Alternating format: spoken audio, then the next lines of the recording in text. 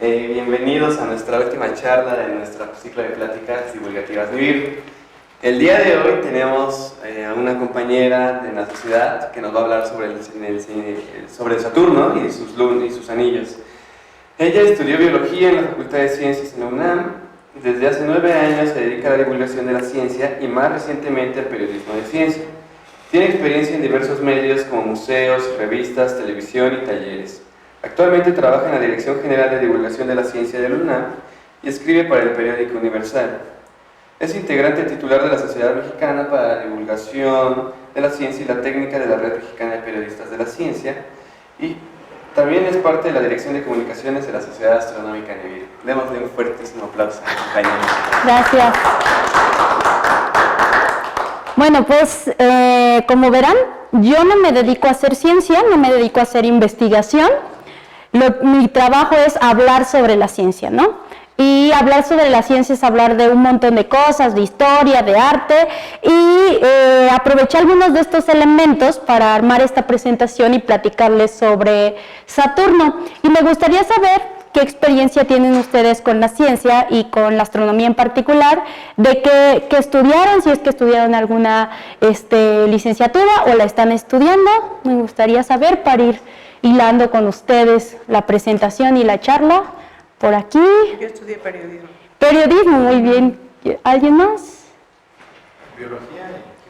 Biología. Química. Física, muy bien. Matemáticas, por aquí tenemos un físico biomédico y... Igual física biomédica. Perfecto, bueno, entonces estamos medio variaditos, ¿no? Y pues creo que podemos ir aportando varias cosas a la charla. Les voy a contar primero por qué elegí Saturno.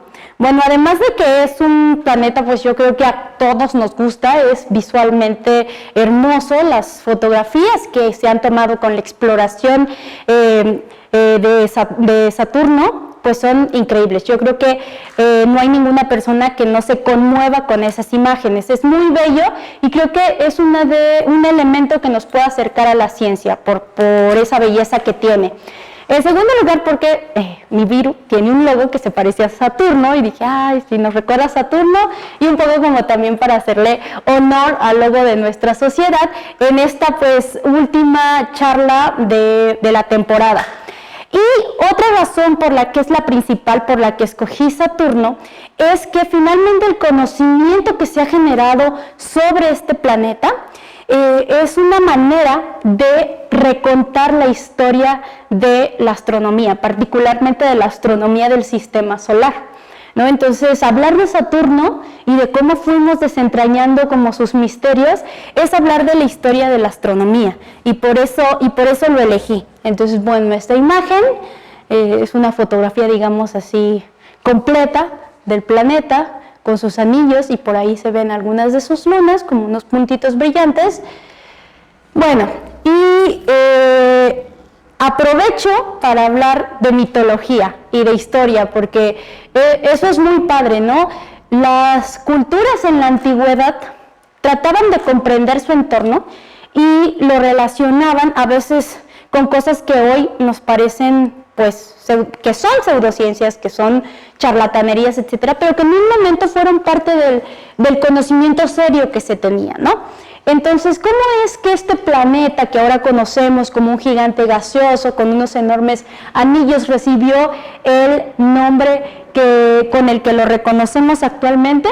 Pues a partir de la mitología griega y romana, que finalmente la mitología romana proviene también de la griega, ¿no? Entonces, Saturno es el nombre que los romanos le dieron al hijo menor de los dioses primigenios, los dioses que dieron como origen al universo y a todo lo que se conocía entonces, que era pues básicamente la Tierra, ¿no? Y lo que llegaban a ver en el cielo durante la noche, obviamente el sol, etcétera. Entonces, ¿quiénes crearon ese universo? Bueno, Gea, que estaba asociada a la Tierra, y Urano, que era el cielo, que representaba el cielo. Entonces, uno de los hijos de esta pareja fue precisamente Saturno, y Saturno resultó rebelarse contra su padre, contra Urano. y entonces se volvió el gobernante de los llamados titanes y titánides, que usualmente no escuchamos esta palabra, es el femenino de titanes. Entonces, cuando hablen de titanes masculinos, es titanes, pero las mujeres también tenían su propia palabra, ¿no? Entonces, es el mismo Cronos que Saturno, solo que Saturno era para los romanos y para los griegos era Cronos, pero es el mismo personaje, ¿no? Cronos fue padre de Zeus para los griegos y Júpiter para los romanos, ¿no? Que después se convirtió en el principal dios del Olimpo, que era donde habitaban los dioses. Esto lo hizo Zeus justamente cuando se rebeló contra Cronos o Saturno, es decir, que le pasó lo mismo que le hizo a su papá, ¿no? Y es como, este es el linaje. Si solo vemos a los varones, pues Urano es el abuelito, el hijo es Cronos o Saturno y el nieto es Zeus o Júpiter. El nombre Saturno se lo dieron precisamente los griegos y su historia, digamos, terminó cuando su hijo Júpiter o Zeus lo encerró en un lugar llamado el Tártaro, ¿ok? Y como les decía, a mí me gusta mucho pues hilar las cosas de mitología, ciencia, astronomía con el arte, y fíjense cómo lo representaron en dos ocasiones distintas dos grandes artistas. Saturno devorando a su hijo en 1639 por Rubens, esto es en el marco del Renacimiento, y Saturno devorando un hijo, o sea, que prácticamente es el mismo nombre, pero varía ahí por una palabra nada más, y esto es más reciente, Francisco de Goya. A mí la pintura renacentista no me gusta nada, porque pues recuerda a la clásica y digo, bueno, si queremos ver lo clásico, pues mejor ver a los romanos y a los griegos, y los renacentistas no me gustan. En cambio, a mí Goya me encanta. Vean cómo Goya hace mucho esto, o sea, en expresiones como la cara y los ojos, pues proyecta el terror, el miedo, la violencia, y es uno de mis pintores favoritos, y lo puse aquí porque, además de que se relaciona con el tema, porque yo cuando fui a España, a Madrid, fui tal cual a buscar esta pintura y otras de Goya porque me gusta mucho, y está en el Museo del Prado, y bueno, así como que fue lo máximo para mí, ¿no?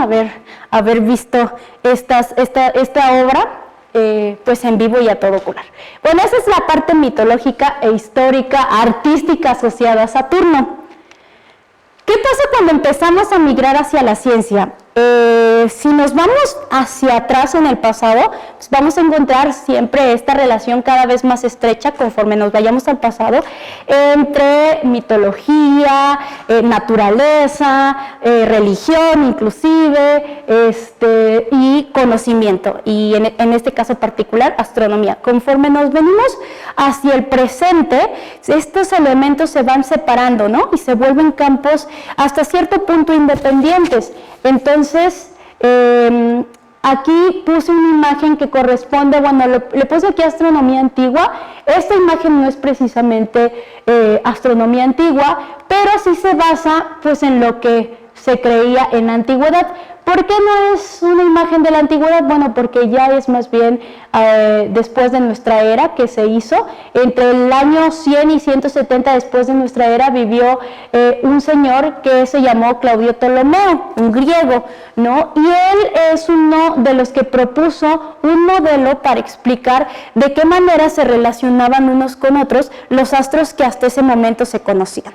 Y entonces, ¿en qué consistía este modelo? ¿Alguien recuerda cuál era su nombre? Está muy fácil. Por ahí, no susurren, no tengan miedo, díganlo. ¿A quién ponen en el centro? Exactamente, es el modelo geocéntrico, ¿no? Para Ptolomeo y sus antecesores, la Tierra estaba en el centro no solo no sabían que era sistema solar, ni galaxia, ni esos sistemas en los que a nivel de escala pues vamos agrupando nuestro lugar o vamos localizando nuestro lugar en el cosmos. No se sabía, lo que se sabía era lo que se veía, ¿no? Entonces pues ellos veían sabían que estaban en la Tierra, intuían que el Sol giraba alrededor de la Tierra, los demás planetas que hasta ese momento se conocían también solo los perceptibles a simple vista, que son Mercurio, Marte, ¿qué más? Venus, ¿qué más? Júpiter y Saturno, ¿no? Entonces los colocó en este modelo y al final decía que estaban las estrellas fijas. Eso no cambió demasiado en los siguientes modelos, pero bueno, esas estrellas fijas pues son las verdaderas estrellas, ¿no? Las que también se agruparon para estudiarlas en forma de constelaciones, que son patrones meramente arbitrarios que la humanidad, dependiendo de la cultura, ha visto, figuras que ha visto o ha asociado en el firmamento, y no cambió esto de hacia afuera mucho del modelo. Lo que sí cambió es esto, ¿no? Dicen, bueno, pero tú estabas hablando de Saturno. Bueno, pues es que Saturno justamente es parte de este modelo, del modelo con el que en la antigüedad se ubicaba a nuestro entorno, y aquí está, y fíjense, tiene una hoz, supuestamente fue esa hoz con la que derrocó a su padre Urano, ¿no? Entonces el mito dice ese. Y el mito está presente en un modelo que finalmente correspondía a la ciencia de la época.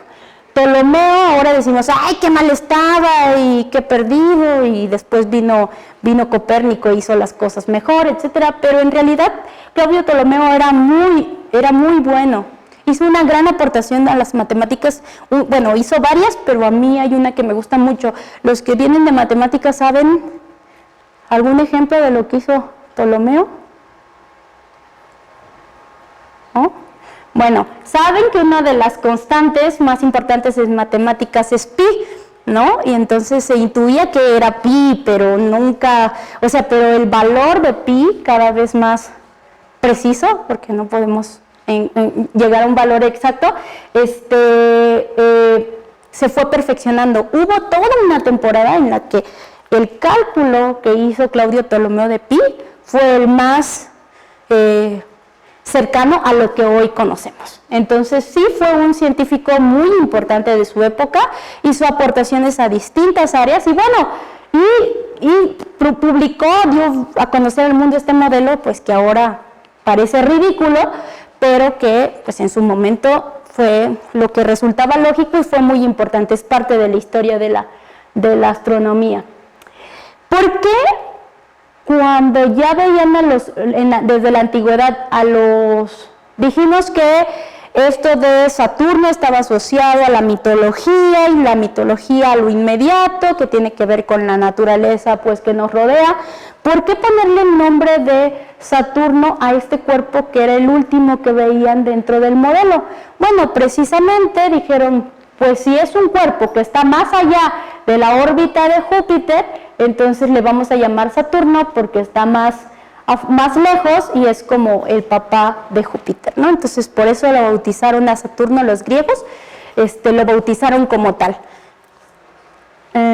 La siguiente, bueno, pero los griegos y los romanos no fueron los únicos en generar conocimiento.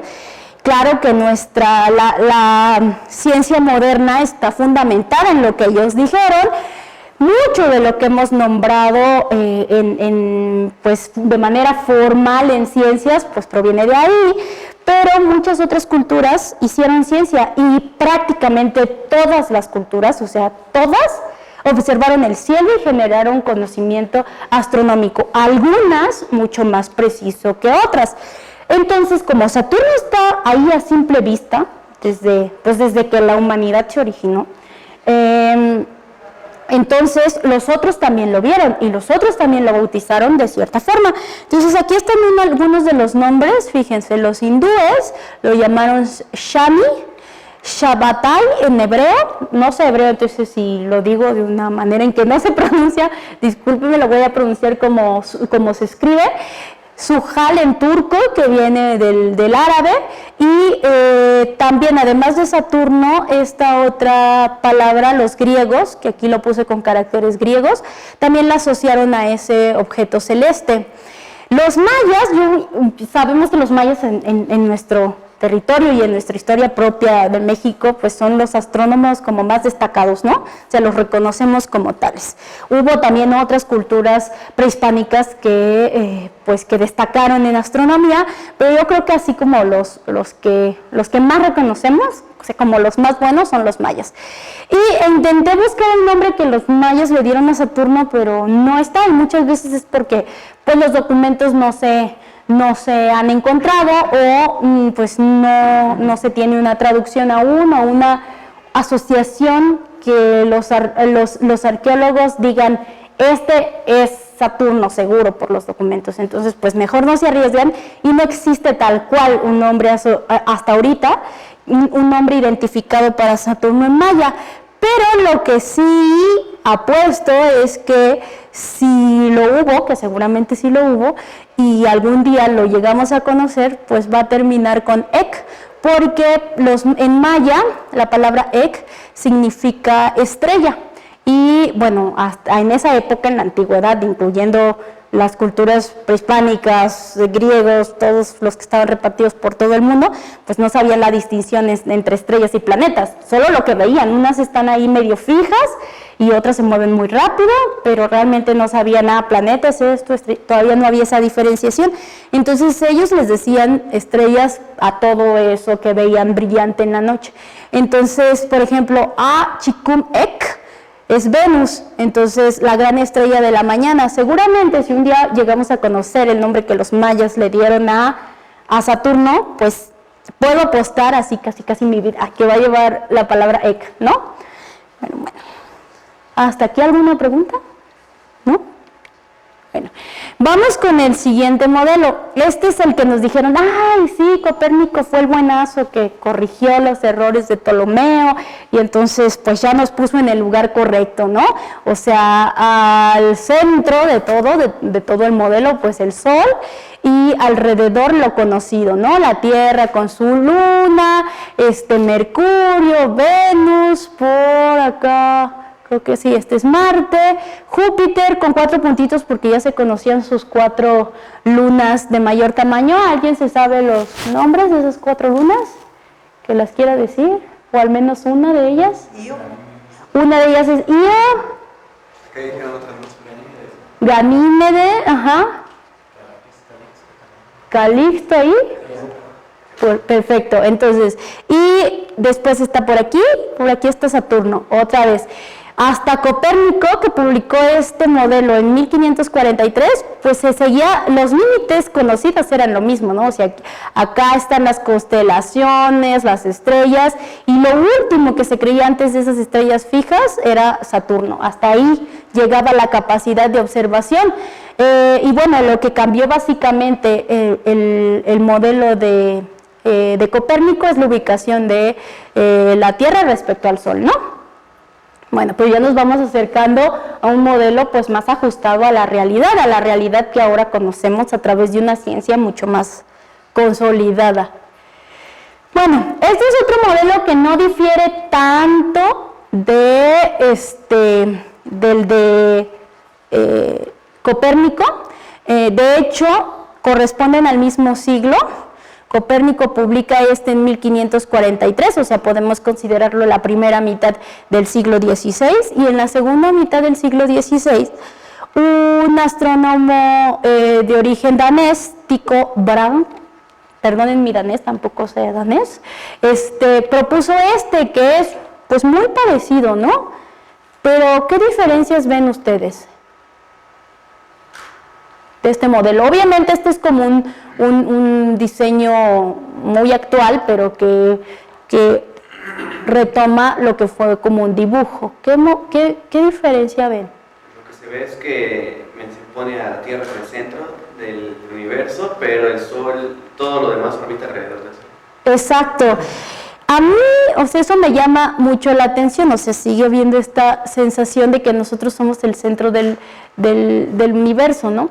Pero algo que también me gusta es que da mayor sensación de movimiento, ¿se fijan? O sea, ya no está como todo de veras en torno a un solo centro, sino que esto ya está movido, hay unas flechitas aquí como que indican movimiento, y eso es súper importante, porque el movimiento y describir el movimiento de los astros fue una de las cosas más importantes en astronomía.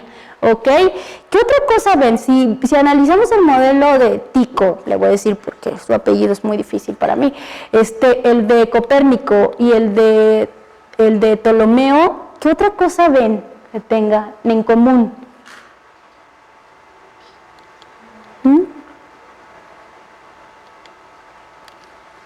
Hay dos cosas que a mí me resultan interesantes. ¿Cuál es la principal forma que se utiliza para describirlos? El círculo, exactamente. Y otra cosa, no hay matemáticas ahí, ¿se dan cuenta? No hay matemáticas, ¿por qué? Porque hasta este punto de la historia de la astronomía era muy descriptivo. No digo que otras culturas no lo hayan hecho, o sea, o que no hayan tenido datos muy precisos de los periodos de traslación de los planetas, claro, porque eran finalmente la base de los calendarios, y si no sabías cuándo tal objeto se colocaba exactamente en determinada posición y eso te decía que ibas a empezar a sembrar o tenías que cosechar, etcétera, pues estaban perdidos, ¿no? Si así lo conocían, pero todavía no se incorporaban como en la formalidad de la publicación de esos modelos, ¿sí? Ok, y a mí eso me parece increíble, porque eso de incorporar las matemáticas fue como un gran salto, y aquí los matemáticos pues deben estar así como orgullosos de sus aportaciones, ¿no? Bueno, entonces todo esto igual obviamente en todos estos modelos estaba ahí presente Saturno, por lo mismo, a simple vista se notaba y tenía que estar presente en el modelo.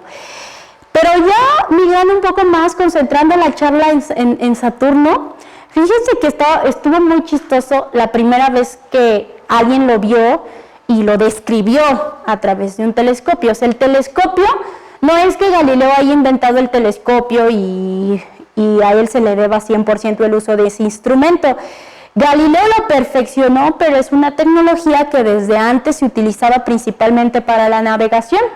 Y si mal no tengo entendido, fueron las culturas de Oriente, por decir de alguna manera China, ¿no?, quienes inventaron el telescopio.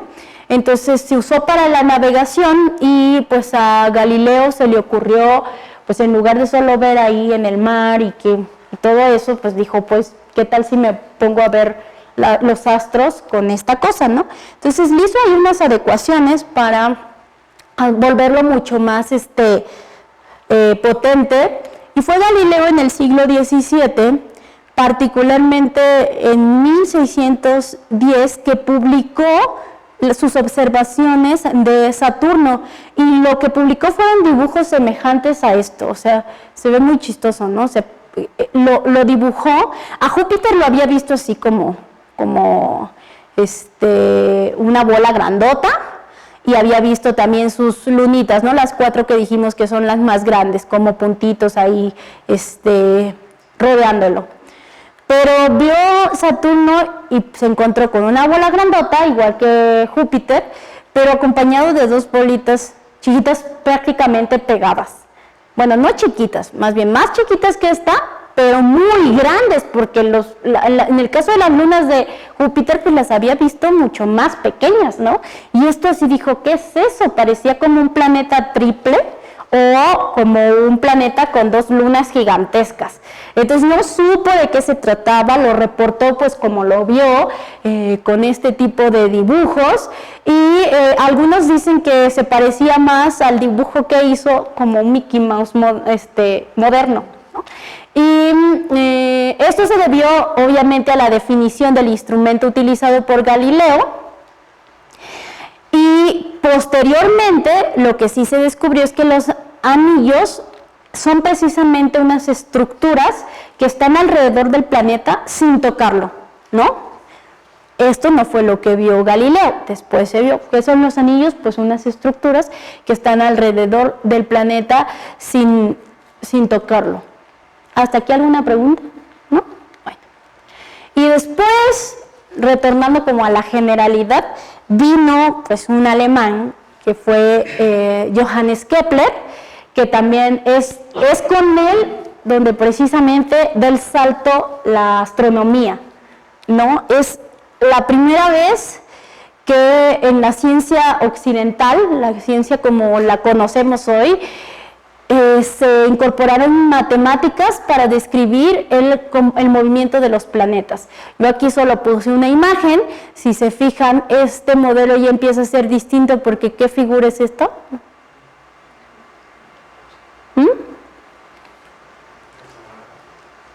No es un círculo, ¿no? O sea, este sí, pero esta donde puso la flechita y aquí un planetita, el sol, ¿qué figura es? Es una elipse, ¿no? O sea, es algo completamente distinto a un círculo. Los matemáticos saben más de eso, pero una elipse...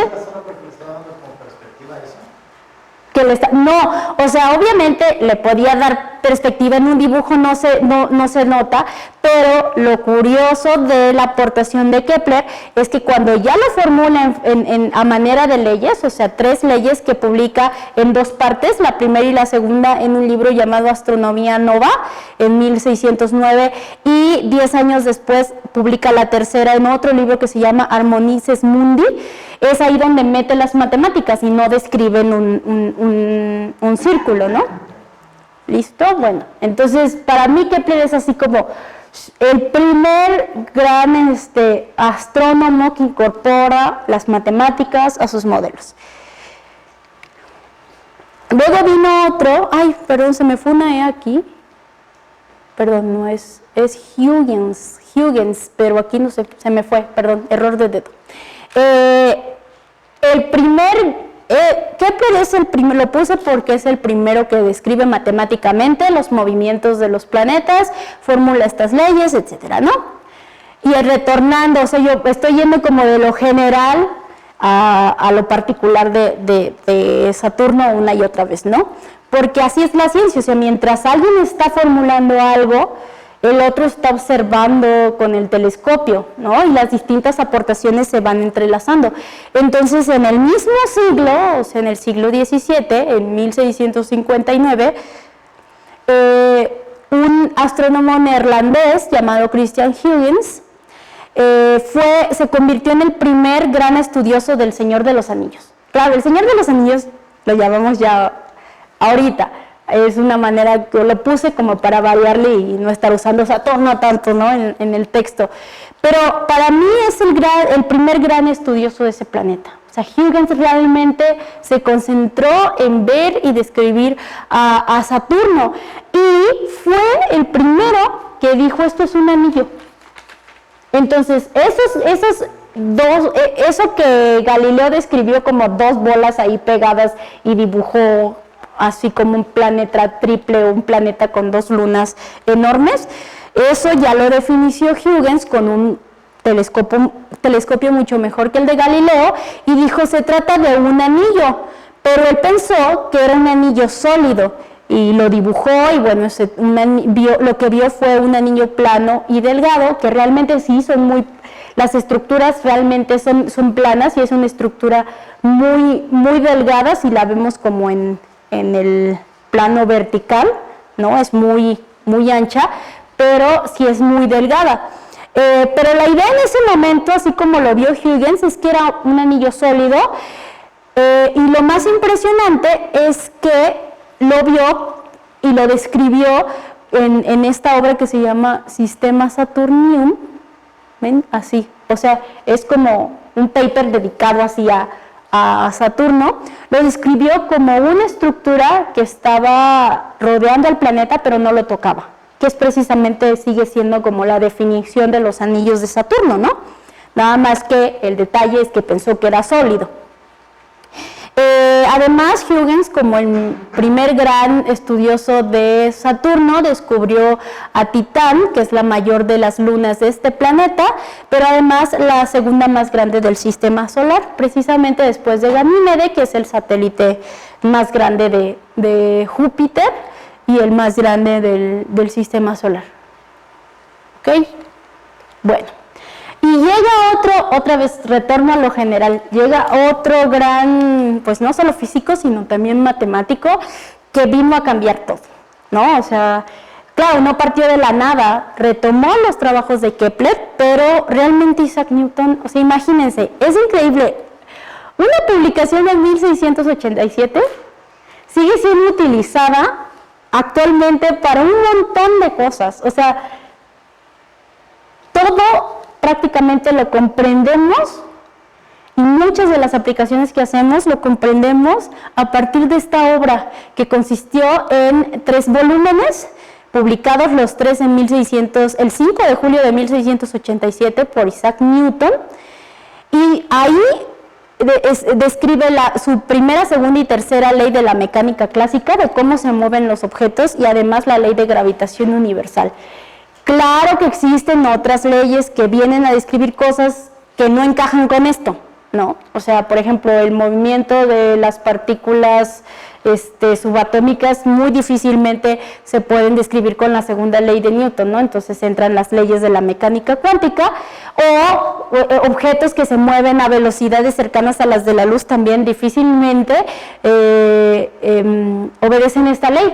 Entonces, pues hay que tratarlas con relatividad.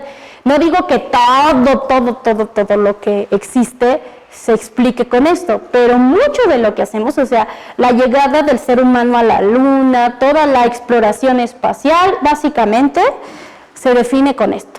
O sea, la NASA no formula sus misiones de miles de millones de dólares basados en relatividad o en mecánica cuántica. ¿Están de acuerdo? Lo que usa es mecánica clásica, ¿no? Entonces, sigue siendo muy importante, y a mí lo que me sorprende es precisamente eso, o sea, cómo desde 1687, o sea, el tipo sí era realmente un genio.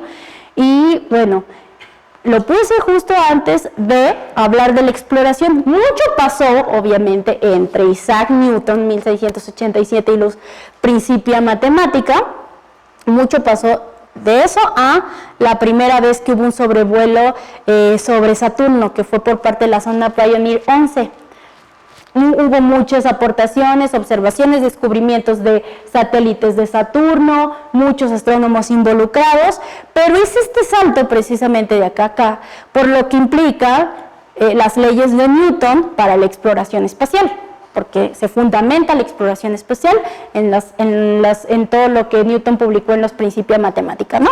Por eso hice ese salto. No me estoy comiendo toda esa ciencia pero si les contaba la historia completa de los descubrimientos sobre Saturno, pues íbamos a estar aquí como toda la tarde y tenía que ahorrar tiempo. Entonces dije, ¿quién? Ay, pues mi puente es Isaac Newton, ¿no?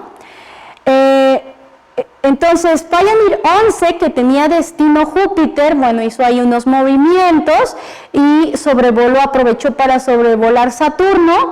Después las ondas Voyager 1 y Voyager 2, que son gemelas, son igualitas, pero una fue lanzada en 1980 y otra en 1982, y las dos tenían como misión llegar hasta los confines y más allá del sistema solar, y siguen ahí, ¿no? Siguen volando, por el espacio. Bueno, estas ondas también hicieron sobrevuelos. Además, el telescopio espacial Spitzer en 2009 descubrió un sistema de anillos más, ahorita los vamos a ver, y aquí puse en negritas, aunque no se nota mucho, la misión Cassini-Huygens, que pues partió en 2004, ¿ok? Entonces, esta es prácticamente la que vino a revolucionar pues todo lo que sabemos también de Saturno, todos los detalles. ¿Por qué le pusieron Cassini-Huygens? Bueno, ya vimos que Huygens fue el primer gran astrónomo que estudió, o el primer gran estudioso de Saturno, y Cassini, de origen italiano, también se dedicó bastante a ese planeta, descubrió 4 de sus satélites, una de las divisiones entre los anillos que precisamente lleva su nombre, nombre es en honor a él. Además, descubrió el periodo de rotación del planeta y corroboró la tercera ley de Kepler en los satélites. Entonces, bueno, por esa razón a la sonda le pusieron Cassini, y bueno, de Huygens ya saben también. Y bueno, ¿qué sabemos de Saturno gracias a Cassini y Huygens? Prácticamente, y las otras que mencioné. Pues todo esto, o sea, esta imagen la puse porque describe muchas de las cosas que sabemos, ¿no? Se ha podido describir el interior de este planeta, se sabe que es gaseoso, se han encontrado características de su atmósfera, sabemos que hay auroras polares y que en el polo norte de Saturno existe un fenómeno meteorológico en forma de hexágono, como una especie de huracán. Pues es un vórtice, pero no es en forma circular, sino que es hexagonal, entonces eso es muy raro.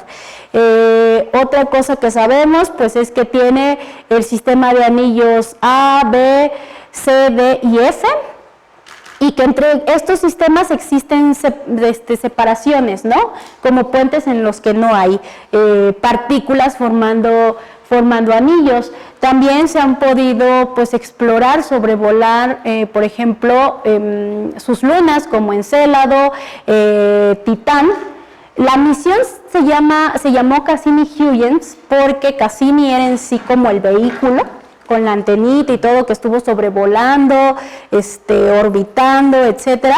Y dentro Cassini llevaba una pequeña sonda que soltó y dejó caer en Titán, una de las lunas de Saturno, para estudiar su atmósfera, para ver si había algo que principalmente que pudiera ser similar a las condiciones de la Tierra.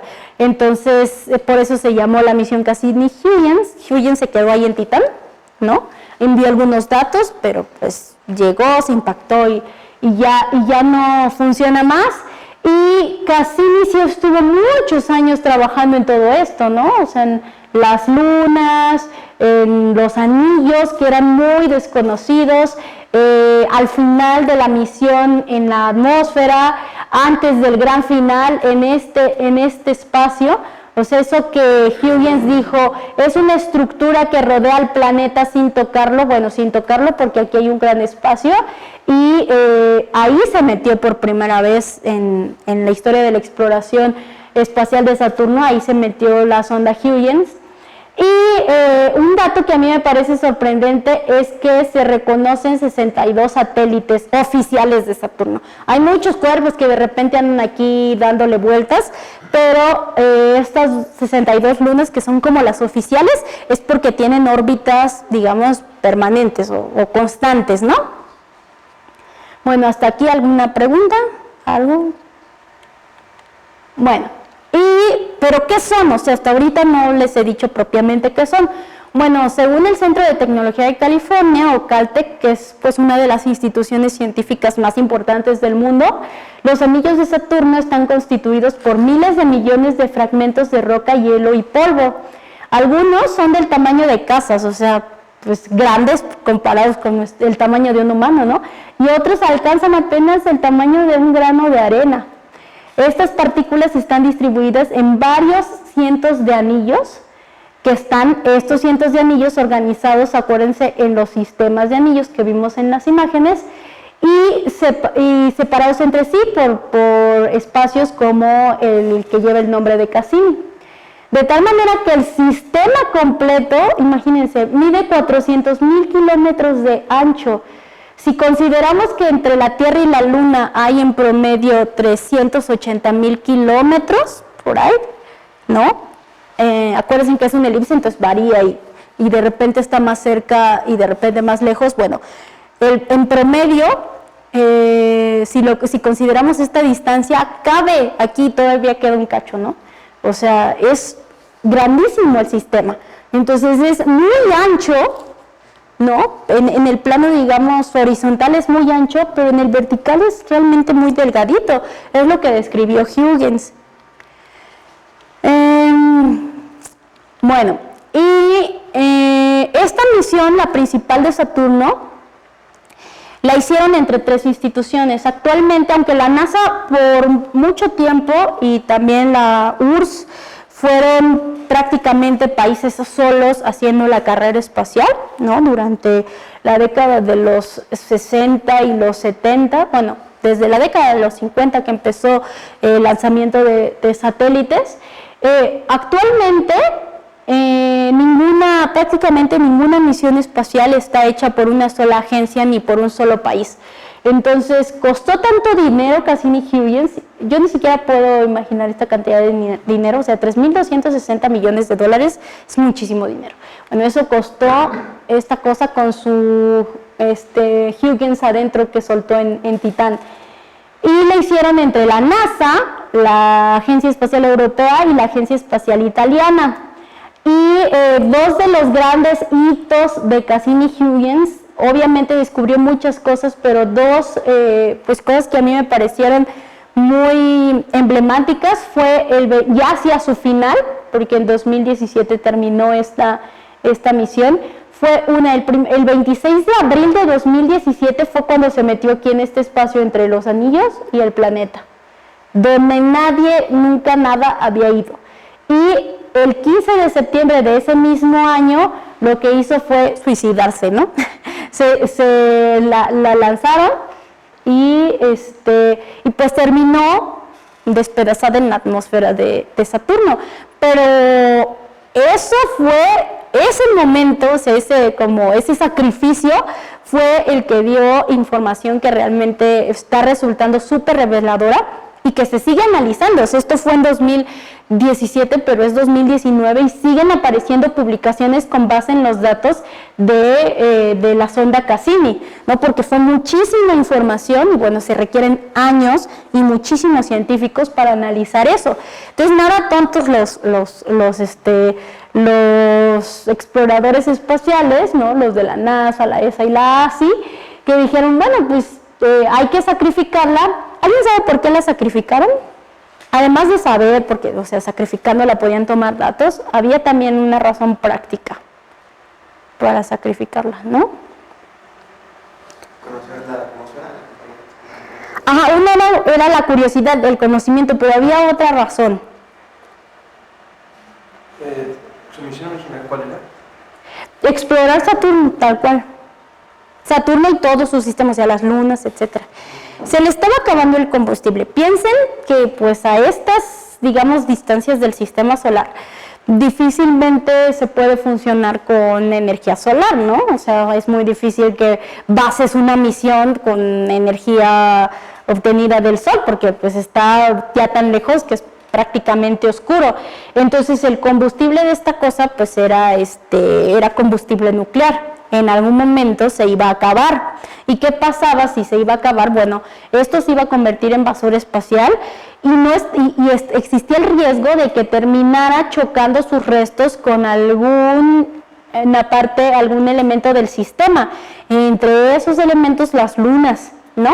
O sea, aquí da igual, aquí nada puede vivir, no, o sea, no puede pasar nada, pero sus lunas son rocosas, sus lunas podrían tener condiciones similares a las de la Tierra y adivinar si inclusive vida, ¿no? O sea, de las más grandes apuestas que tienen los exploradores espaciales de buscar condiciones similares a las de la Tierra dentro del mismo sistema solar son las lunas de planetas como Saturno y Júpiter. Entonces, esto pues era prácticamente basura y contaminación. Entonces los del proyecto nos iban a arriesgar a comprometer eso. Entonces lo que hicieron fue, pues vamos a tener que sacrificarla, hacemos que se zambulla aquí y mientras se zambulle pues tomamos datos y matamos como 2 pájaros de un tiro, ¿no?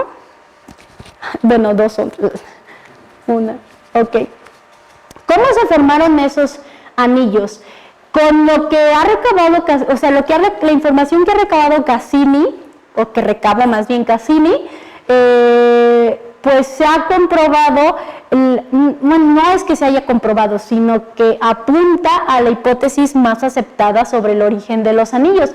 Entre los astrónomos, pues la mayoría coincide en que se formaron a partir de la colisión de pequeñas lunas de hielo, cuyas órbitas alrededor de Saturno fueron alteradas por el paso de un asteroide o de un cometa.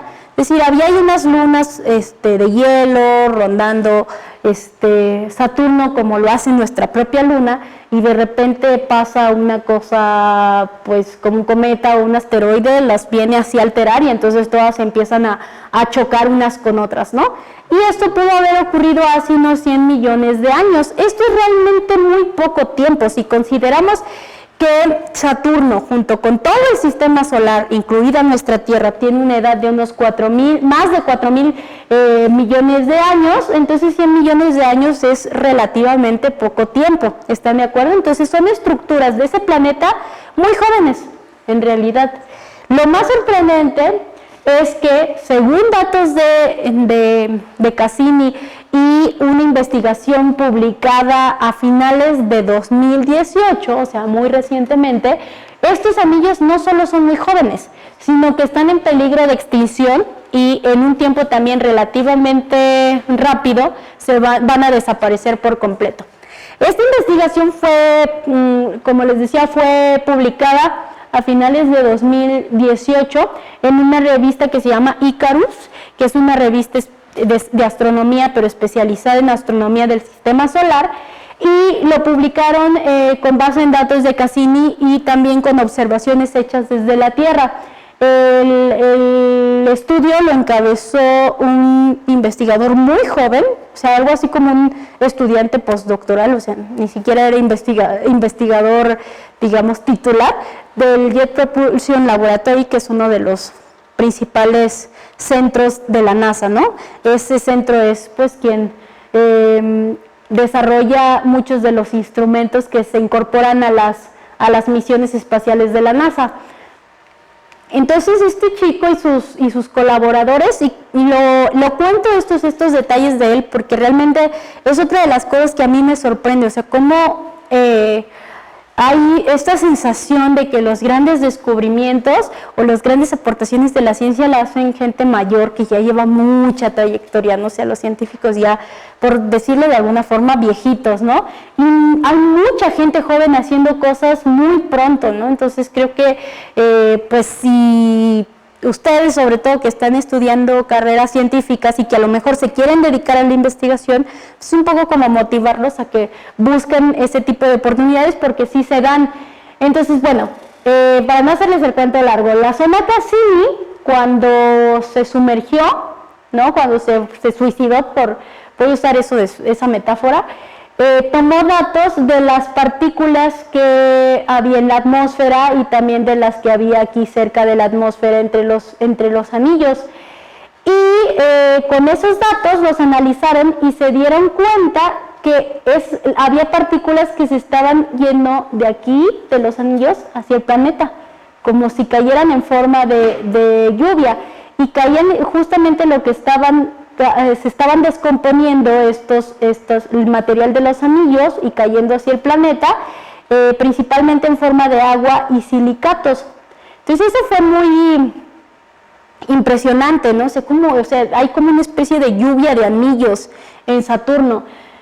Pero los científicos, y por eso me gustó también, elegí hablar de Saturno, los científicos tienen que ir más hacia la segura, o sea, no se pueden atrever a decir cosas sin tener tanta evidencia. Entonces los datos de aquí eran fuertes, pero no podían, fue una de las notas más sonadas en ese momento, y decir, ¡ay, los anillos de Saturno van a desaparecer! Pues fue así como que el mundo se conmocionó.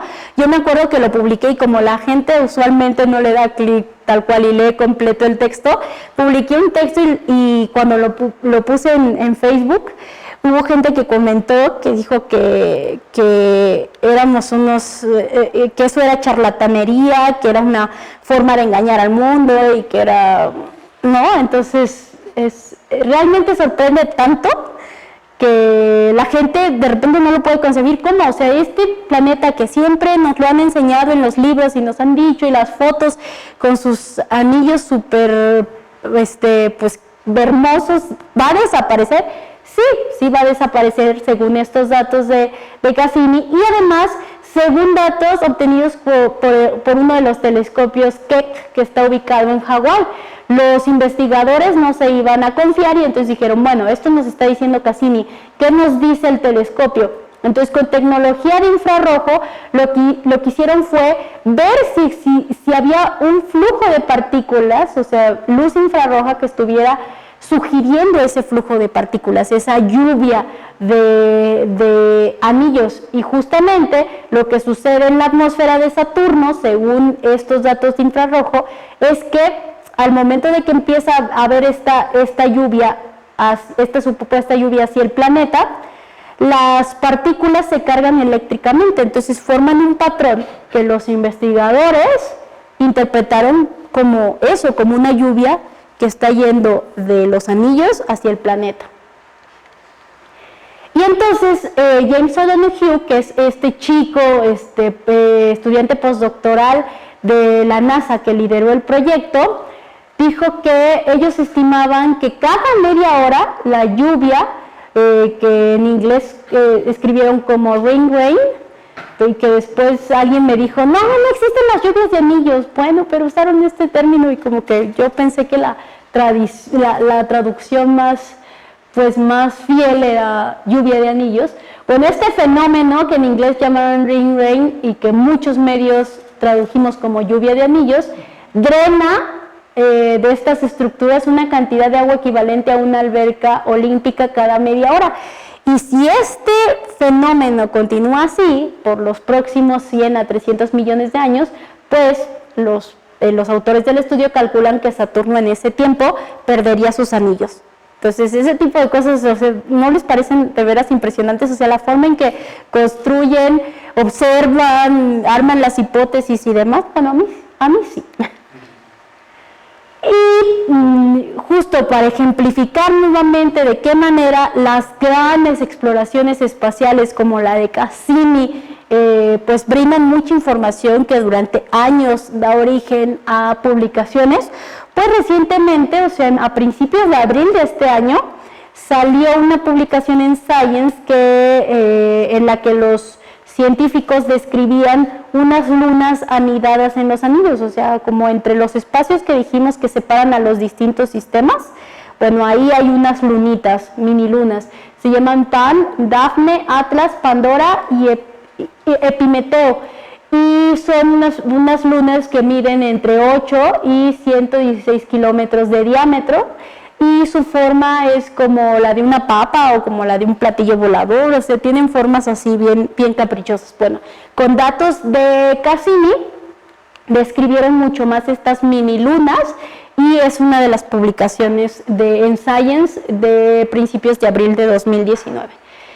Y para finalizar, solo para que den cuenta de todo lo que una sola misión con base en las leyes de Newton, el conocimiento de Kepler, la descripción matemática del movimiento de los objetos celestes, cómo esta cosa se fundamenta en eso, o sea, en todo lo que desde la antigüedad se describió como un modelo ptolomeico, hasta este momento, un proyecto que dio lugar a 3.616 papers publicados hasta el momento del final de su misión y que siguen publicándose, como los últimos dos que les digo, que no entran a este conteo y que siguen dando, y todavía hay un buen de datos que no se han analizado todavía, pues cómo es resultado de eso, ¿no? De siglos de estar cambiando de modelos, pasar de los modelos descriptivos a los modelos matemáticos, a leyes, ¿no?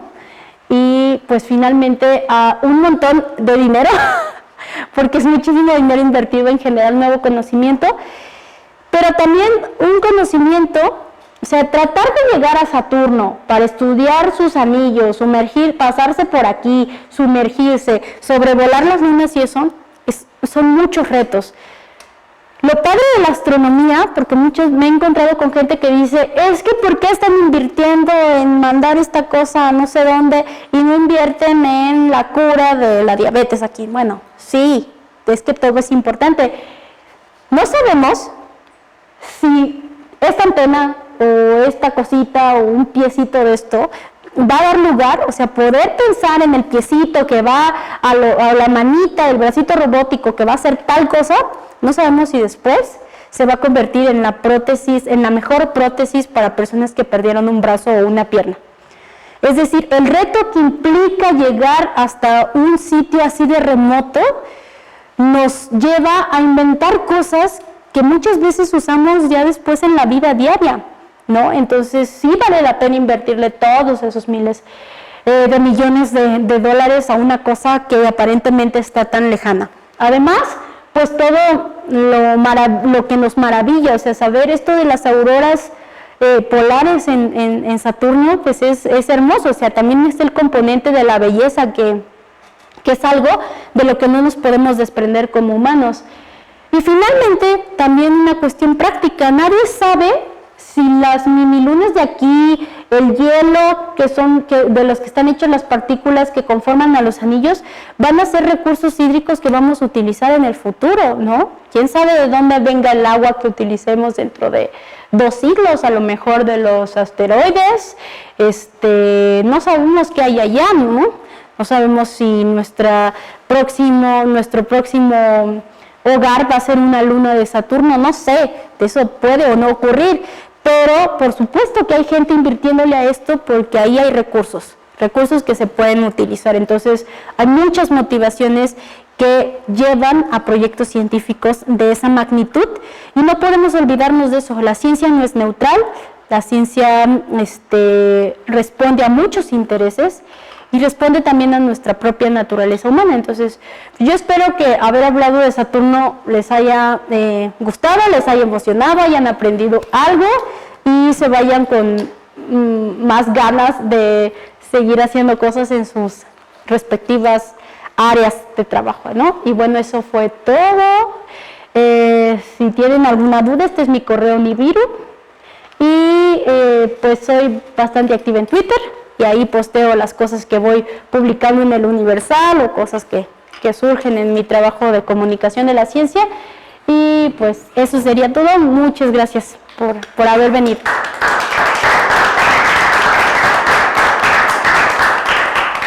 ¿Preguntas? ¿Comentarios? Vamos, Saturno es un planeta impresionante y seguramente les tendrán muchas preguntas sobre los anillos, sobre las lunas, sobre Saturno, sobre la sonda Cassini.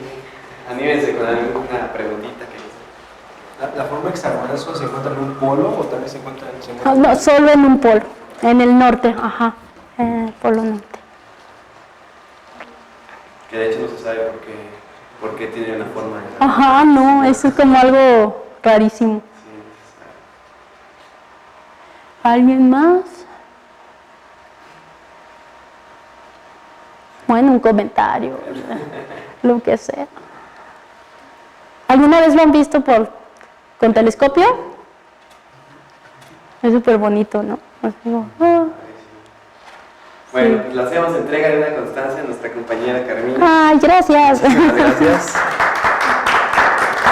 Gracias. Y bueno, pues con esta plática concluimos nuestro ciclo tanto el ciclo de conferencias como ciclos de pláticas divulgativas.